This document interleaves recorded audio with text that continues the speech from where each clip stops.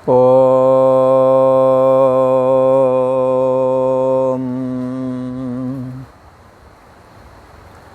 श्री योग वासिष्ठ के स्थिति प्रकरण में श्री वशिष्ठ जी महाराज बोले, हे राम जी, ये समष्टि मन जो ब्रह्मा है, जिसकी पूर्णा साक्षात ब्रह्म सत्ता से जो फुरना फुरी है, यही फुरना रूप संवेदन ब्रह्मा होकर के स्थित हुआ। इसने अपने संकल्प से जगत जाल रचे और जो ये जगत जाल बनाए, ये सब संकल्प मात्र हैं, मनोमात्र हैं, क्योंकि मन का ही संकल्प है। ब्रह्मा सत्य संकल्प होने के नाते ब्रह्मा के द्वारा रचा गया सबको जगत सत्य सा दिखता है, परंतु दुर्लभ ब्रह्म ज्ञान के द्वारा, आत्मज्ञान के द्वारा, रामायण श्री योग वासिष्ठ के द्वारा ये बात क्लियर होती है कि जैसा जगत दिखता है वैसा होता नहीं है। ये बात भगवान श्री कृष्ण ने भी बताई है। ना रूप मत्स्य ततो लभते नान्तो न चादर न च संप्रतिष्ठा। इस संसार का जैसा रूप देखते हो वैसा उपलब्ध नहीं होता है। जैसे रूप देखा था कि ब्याह हो जाएगा, फिर सारी समस्या खत्म, खुश हो जाएंगे, आनंद ही आनंद हो जाएगा, परंतु समस्या शुरू ही तभी हुई जब किया ब्याह। वैसा जैसा सोचा था वैसा निकला नहीं। मन में जैसा मन को अच्छा लग रहा था वैसी स्त्री मिल गई, जैसा मन को अच्छा लग रहा वैसा पुरुष मिल गया। अब तो कोई झगड़ा झंझट नहीं रहेगा। बोले झगड़ा झंझट अभी तो चालू हुए हैं। केवल शारीरिक आवश्यकता ही आवश्यकता नहीं, और भी तो हैं। काम क्रोध लोभ वहीं लगा हुआ है, राग द्वेष वहीं लगा हुआ है, बंधु बांधवों के झगड़े वहीं लगे हुए हैं, मान सम्मान आए गए, नाते रिश्तेदार के काम वहीं लगे गए, रोजी रोटी वाला काम अभी वहीं लगा हुआ। धन नहीं होवेगा तो प्यार मोहब्बत चली जाएगी जैसी तैसी में। धन के बगैर न प्यार काम करे न मोहब्बत काम करे, कोई काम ही नहीं करता है। घर गृहस्थी का जीवन हो, धन ना हो, नहीं दरिद्र सम दुख जगमाई। इस दुनिया में दरिद्रता के समान दुख दूसरा है नहीं कोई। लोग कहावत कहते हैं, लटे की लुगाई सब गांव की भौजाई है। गरीब गुरबा की औरत, सभी मजाक करने में लगे, का बूढ़े का बड़े, बूढ़े का छोटे का बड़े, सब उसी में लगे पड़े। क्यों करे? क्योंकि उसके पास बेचारे के पास धन नहीं है। बड़े आदमी के पास जाकर हाँ जोरी कर, पहले का ज़माना था, पहले जाकर बड़े का आदमी गया हुआ, जाकर रोटी राटी का जुगाड़ ही नहीं था कुछ, जाकर ब्याह हो गए तो जाकर के पति पत्नी जाकर वो बड़े आदमी खेत खलिहान में काम करना है। अब वो कैसा बर्ताव करता है उस पर निर्भर करता है। खैर ये कहानी तो तब की और अब की एक ही जैसी है। अभी भी आप किसी फैक्ट्री मालिक या किसी के यहाँ जाओगे और करोगे, नौकरी रहोगे, वहीं रहना खाना अगर होवेगा तो आपको वैसा ही करना होगा जैसा वो कहेंगे। खैर ये तो एक अलग विषय है, पर क्या है कि हमने श्री वशिष्ठ जी महाराज ये कहना चाहते कि ये संसार जाल किस प्रकार से हमारे इस चैतन्य सत्तात्मक जो स्वरूप आत्मा है उसको ढक देता है। न रूप मत्स्य ततोपलब्धते। जैसा रूप आपने देखा वैसा उपलब्ध नहीं हुआ। कोई कहते जॉब लग जा, बस फिर तो कोई समस्या है ही नहीं, सब खत्म हो जाएगा। जॉब लग गई भाई, राग द्वेष फिर भी भाई भाई लड़े जा रहे हैं, इंच इंच जमीन पर लड़े झगड़े जा रहे हैं, केस कर रहे हैं। कहाँ? वो तो ना रूप मत्स्य ततोपलब्धते, वैसा नहीं उपलब्ध हुआ। छोटा लग गया तो बड़ों के लिए दूरी बना लेता, बड़ा लग गया तो छोटों से दूरी बना लेता। अगर ज़्यादा ऊंचा पद मिल जाए, धन कमाने लगे तो वो अलग हो जाता अपना। कहता ये गंदे लोग हैं। बोला जहाँ बैठ कर के एक साथ रहे, खेले कूदे और सब कुछ, वो गंदे दिखने लगते हैं, खुद अच्छे बन जाते हैं। वो अच्छे और उनके ससुराल वाले अच्छे। बोला माँ बाप भाई बंधु सब खराब हैं, और साले के साले वो बच्चे वो सब अपने लगते हैं। बोला तो क्या है कि इस तरह से ये संसार में बदलाव, लगता है कि ऐसा हो जाएगा तो हमारा सब काम सॉल्व हो जाएगा। नहीं, वो एक समस्या, एक जैसे धन नौकरी लगी तो धन वाली समस्या चलो हो जाएगी, पर धन कमाया और धन कमा करके तुमने जो मैत्री भाव परिवार आदि में था वो भी खो दिया, तो धन कमाने का धन वाली समस्या हल हुई, 40 तुमने पाल ली हैं। जो प्रेम से बोल लेते थे वो उससे भी गए, हाँ, लड़ झगड़ लिए, फिर भी एक जगह बैठ कर रोटी खा लेते थे। कई बार गांव में लड़ जाते हैं खूब दबा कर, कहते क्या अरे जो हो गया था बीड़ी तो दे दे, वो कहे मैंने दूंगा बीड़ी तेरे को, है जब देखो बीड़ी अपना खुद बीड़ी खरीद के ले जा, अरे दे दे आज दे दे फिर ना देना, अरे बीड़ी के बहाने बोलना चालू हो गया, फिर जैसे लड़े झगड़े फिर अपने बैठ गए एक जगह। हाँ, बड़ा ओहदा मिल गया, नौकरी मिल गई, तुमने वो भी खो दिया, एक साथ बैठ भी नहीं पा रहे हो। ये सारी चीज़ें आप देखेंगे किस प्रकार से एक समस्या सॉल्व होती, 40 खड़ी हो जाती हैं। कई समस्याएं तो हमारे अज्ञानता की वजह से होती हैं। इसलिए हमें क्या, हम चाहें तो इन पर हम इसे सुधार सकते हैं। भाई धन आ गया अच्छी बात है, तो इतना गरूर क्यों करना है? जिनके साथ खेले कूदे, जिनके साथ रहे, उन्हीं से दूरी बनाकर फिर वो नफरत भी कर रहे हो, फिर मुँह सुकड़ के 40 कोने का मुंह बना कर कहते हो ये तो बहुत गंदे लोग हैं, उसने ऐसा किया, इसकी माँ ने ऐसा कहा था, उसकी मौसी ने ऐसा कहा था। बात यहाँ चौका चूल्हे की पहुँच गई 70 साल पुराने तक में। ये समस्या बढ़ा रहे हो कि घटा रहे हो? इससे बचना चाहिए हमें। ये हमारी बढ़ाई हुई है, ये कहीं और वो नहीं है। तो धन आ गया है, धन आ गया तो अच्छी बात है, उसका सदुपयोग करना चाहिए था, ना कि गरूर इतना पाल लो कि जो तुम जहाँ जुड़े थे वो भी तोड़ ताड़ के ख़त्म कर दिया मामला। इसलिए अपना कुनबा, अपना परिवार, चाहे अच्छा हो चाहे बुरा हो, तुम उसी से हो। अगर गलत कार्य है, कोई गलत करता है, उसको सुधारने की कोशिश को नहीं सुधरता है तो उससे दूरी बना सकते हो, पर उस परिवार में सारे ही बुरे थोड़ी होंगे। पर आप तो सबको ही तिलांजलि देने को तैयार फिर रहे हो। कई बार ज़मीन ज़्यादा थोड़ी मोड़ी बोले हमने रखेंगे, हम तो वहाँ से बेच देंगे, और ऐसे आदमी को दे के आते हो जो वहाँ उन लोगों को निर्वाह ना होने दे। ये कौन सी अकल रही तुम्हारी?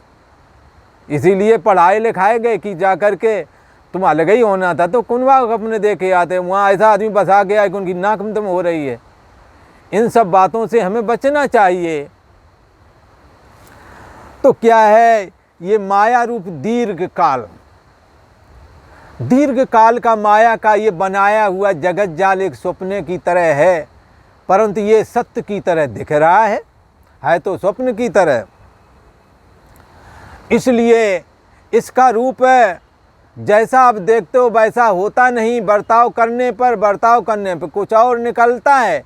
इसलिए संपत्ति यस्य न हर्षो, यदि बहुत संपत्ति प्राप्त हो जाए तो इतने हर्षित मत हो कि गरूर से भर जाओ, और जो जुड़े लोग थे वो भी टूट जाएं तुमसे, और कभी मरी मौत घर में हो जाए तो पता लगे बॉडी के पास में भी कोई आने वाला है नहीं। पहले तो अलग हुए थे तब इसलिए कि हमारे स्टाफ में इतने लोग, हमारे इतने परिचित उतने लोग हैं, हम चाहेंगे 100 आदमी एक साथ इकट्ठा कर देंगे। भला ऐसा सोच करके तुमने धन पे इतरा करके, और धन बल, जन बल, बुद्धि भी थोड़ी चलने लगी है। तो ये सब चीज़ें तुम्हारे माँ बाप की कृपा से हुई हैं। उनके एहसान बंद रहो और अपने कुनबे से जुड़े रहोगे ठीक रहेगा। वरना बहुत ऐसे समय आते हैं जब आदमी का खड़ा होना ही तुम्हारी इज्जत बन जाएगी। कोई आदमी खड़ा हो जाता, लगता कोई खड़ा ही रहे, कोई आ ही जाए, पर वो कई बार तो उसके लिए भी मोहताज हो जाते हैं ये लोग। एक हमारे यहाँ ग्राम सेवक हुआ करते थे पुराने ज़माने के, और जो ही विवाह हुआ हमारे ही गांव से, और वो लड़की गई, उसने अपने सास ससुर से अलग चूल्हा रख लिया, और फिर बुढ़ा बुढ़िया को कभी पूछा नहीं। कालांतर में जा कर के वो जो दामाद था वो पागल हो गया तो यहाँ के लोग गए, भाई जैसा भी है तुम्हारा ही लड़का था, इसकी करो मदद। उनका इससे पूछो कभी ने इसने हमारे सर पर रखने के लिए, जो मैं ये टोपी पहनता हूँ, कभी एक टोपी भी खरीद के लाया है ये कभी? हाँ, इसने एक टोपी तक नहीं दी। तुम्हें कमाया होगा, तुम्हें दिया हो तुम लोगों तो तुम जानो, पर हमें कुछ नहीं दिया है इसने। और ना तुम्हारी लड़की ने कभी कुछ सेवा करी है। बताओ मैं क्या करूं? अब जाए लेके जाओ तुम ही पगला को। ऐसी समस्याएं जब आती हैं तब लगता है अब यहाँ ससुराल में जब आया तो धर इसको पकड़े धर उसको पकड़े, तो आदमी मारन को दौड़े हैं। लगे यार कहे सभी परेशान कि यार ये अच्छा आ गया, यहाँ छोटा गांव था, लोग परेशान हो जाए। तो क्या ये समस्या, इतनी दूरी मत बनाओ कि ऐसी समस्या आए कोई खड़ा होने वाला ना रह जाए। जीवन जब तक है तब तक किसी से भी काम पड़ सकता है। इसलिए का कबरा गर्व न कीजिए, कबरा गर्व न कीजिए। कबीरदास जी कहते हैं घमंड न करे, कछू न कहिए का हो, गरूर भरी बात किसी को कुछ मत कहो। बोले क्यों? अभी तो नाव समुद्र में, क्या जाने क्या होए। जब तक शरीर है, शरीर के रहते किससे काम पड़ जाए, कहाँ गधे को बाप बनाना पड़ जाए। जिनको तुम गधा समझते हो ना, है तो वो आदमी है, वो किसी के लिए भले हैं, तुम्हारे लिए हैं भले। वैसे गधे भले लगते हो तुम्हें, पर वो हैं अच्छे लोग। कई बार काम पड़ जाता है तो सबको फिर बाप बनाना पड़ता है। बाप बनाने का मतलब मदद लेना।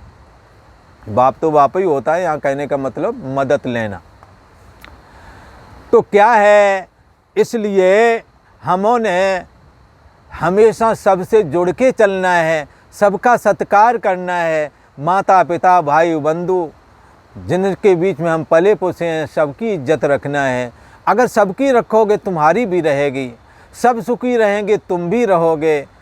और ऐसे में जब किसी को कुछ छोटी मोटी दिक्कतें आती हैं तो लोग सहयोग के लिए खड़े हो जाते हैं, वरना सहयोगी नहीं मिलते। इसलिए सबसे मिलकर चलो।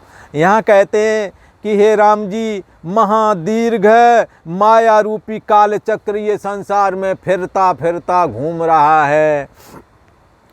उनमें मैं तुमको सत्य और असत्य क्या कहूँ, किसको सत्य कह दूँ किसको असत्य कह दूँ।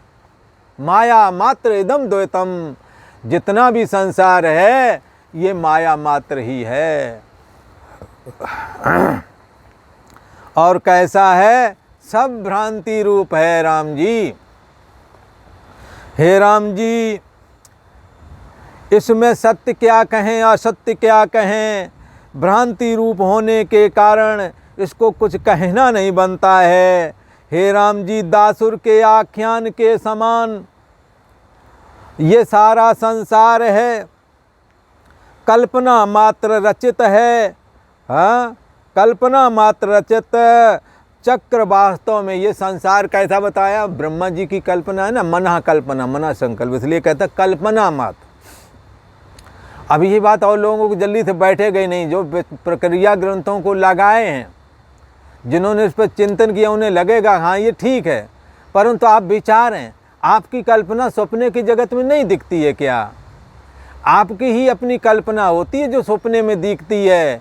जिनके स्त्री नहीं होते वो स्त्री अपने साथ देख लेता है, जिनके लड़के नहीं होते उन्हें लड़का लगता है, हमारा बच्चा हम उंगली पकड़े चला जा रहा है। जिनके धन नहीं वो धन देख लेते हैं। तो ये मन की कल्पना ना हुई। ऐसे ही ये जगत भी एक माया जाल है, मनोमात्र है, ऐसा मान के चलना चाहिए। और आप ये भी देखें, आपके मन में जैसा संकल्प होवेगा जगत भी वैसे ही दिखने लगता है। आप गंदी दृष्टि बनाए, आपको गंदगी ही दिखेगी। एक यहाँ पर साधु समाज में चिलम विलम वगैरह लोग लगाते रहते हैं, सब तो नहीं, कोई इक्का दुक्का। तो महाराज जी ने कहा कि ये गड़बड़ कर दो इसको, चलो यहाँ नहीं वहाँ भेज दो उधर उज्जैन। चलो ठीक है भाई। वहाँ गया, यहाँ तो 2-4 बैठा ही रहे, तो वहाँ गया तो पता लगा वहाँ 10 लोगों के बीच में बैठा है। तो क्यों? क्योंकि पीने का संकल्प है, और पीने वाली दुनिया भी बहुत है। पीने वाले का मतलब चिलम विलम वगैरह, हाँ बहुत लोग हैं। अब वो जाकर वहाँ लगा लिया, एक चरित्रहीन तो बोले इसको हटाओ दूसरी जगह, वहाँ पता लगा वहाँ वही काम करने में लगा पड़ा। आपका मन में क्या संकल्प है? आपको दुनिया वैसी ही दिखेगी, वैसे ही लोग मिलेंगे। ऐसा नहीं समझना कि हाँ कोई कहेगा कि तो हमारे मन में जो कल्पना वो जगत कहती, ऐसे दिखता है। आप देखो, आप अपने परिवार में सबसे मेल मिला पूरा सबके प्रिय हैं, आप सबकी कटिंग चालू करो, सबसे नफरत चालू करो, आप सबसे अलग हो जाएंगे, दुनिया तुम्हारी अलग बन जाएगी, कोई पास में तुम्हारे ना आएगा। एक दो बार दुत्कार दो, खुद ही ना आएंगे।